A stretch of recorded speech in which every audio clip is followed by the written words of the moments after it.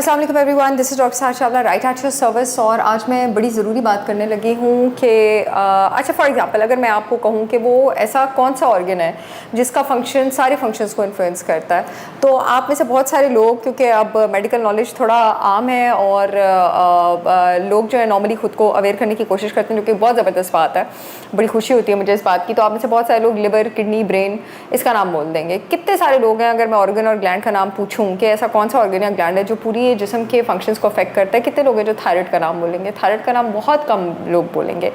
मैं आपको ये बता दूं कि आपके जिस्म का हर सेल जिस तरह से अपने मेटाबॉलिज्म को, अपने फंक्शन को प्रोसेस करता है, थायराइड ग्लैंड उस हर सेल को इन्फ्लुएंस करता है, हर ऑर्गन के हर सेल को इन्फ्लुएंस करता है।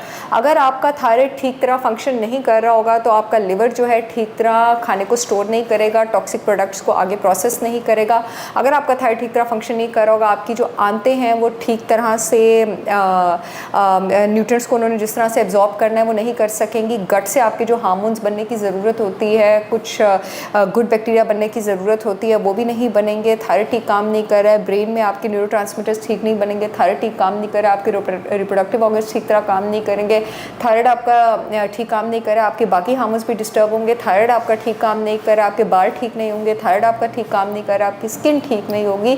थायराइड आपका ठीक काम नहीं कर रहा है। आपका हार्ट ठीक फंक्शन नहीं करेगा। तो थायराइड ग्लैंड की मैं हैरान हूँ कि डॉक्टर्स जब पेशेंट्स उनके पास जाते हैं अपने हेयर प्रॉब्लम्स लेके, स्किन प्रॉब्लम्स लेके, इवन कि डायबिटीज़ के साथ थायराइड का बड़ा स्ट्रॉन्ग कनेक्शन है। ऑटोइम्यून डिजीज़, आर्थराइटिस की बात कर लें, ल्यूपस की बात कर लें, थायराइड को अगर आप ठीक नहीं करेंगे कुछ ठीक नहीं होगा।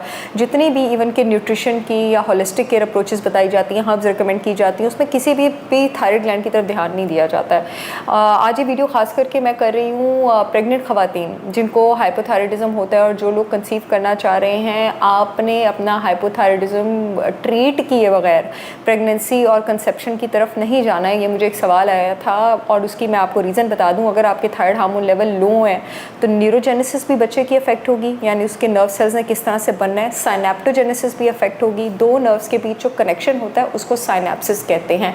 एक नर्व दूसरी नर्व को किस तरह से पैगाम पहुंचाती है, वो कनेक्शन किस तरह का है, वो साइनेप्सिस कैसा है, वो उस पर डिपेंड करता है। वो कनेक्शन बनेगा ही नहीं ठीक तरह से अगर आपके पास थायराइड हार्मोन लेवल्स जो हैं वो लो होंगे। माइलिनेशन नहीं होगी नर्व्स की ठीक। आपके पास कुछ नर्व्स के ऊपर एक प्रोटेक्टिव शीथ होती है, उसको माइलिन शीथ कहते हैं। कुछ नर्व्स के ऊपर शीथ नहीं होती है, वो माइलिनेटेड और अनमाइलिनेटेड नर्व्स जो हैं उसकी कैटेगरी में आ जाता है। आपके पास नर्व रिफ्लेक्स इलेक्ट्रिकल इम्पल्स किस स्पीड से प्रोसेस करती है वो डिपेंड करता है इस बात पे कि नर्व शीथ के ऊपर माइलिनेशन कितनी स्ट्रॉन्ग है। दो चीज़ें इसको बहुत स्ट्रॉन्गली इन्फ्लुएंस करती हैं। आपके विटामिन B12 लेवल्स वो भी माइलिन शीथ को बनाने में काम आते हैं, और दूसरा आपका थायराइड हार्मोन। अगर आपका ख़ास करके बच्चे में जिस तरह की माइलिन शीथ्स बन रही होती हैं, प्रेग्नेंट ख़वातीन में अगर थायराइड हार्मोन लेवल्स लो होंगे तो बच्चों की शीत की माइलिनेशन ठीक नहीं होगी। ये पुअर इंटेलेक्चुअल एबिलिटीज़ की तरफ बच्चे को लेके जा सकता है। ये मेंटल रिटार्डेशन की तरफ लेके जा सकता है, लो IQ की तरफ लेके जा सकता है, पुअर कॉग्निशन की तरफ लेके जा सकता है।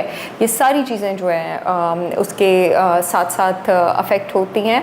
सो this video was entirely dedicated to the importance of thyroid gland. और ये बड़ों में भी हो सकता है अगर थायराइड हार्मोन लो। इससे जिन लोगों का थायराइड हार्मोन लो होता है उनको डिप्रेशन होती है, उनको पूरी रिकग्निशन होती है, यानी उनको चीज़ें भूलना शुरू हो जाती है, उनकी कोऑर्डिनेशन भी ख़राब होना शुरू हो जाती है।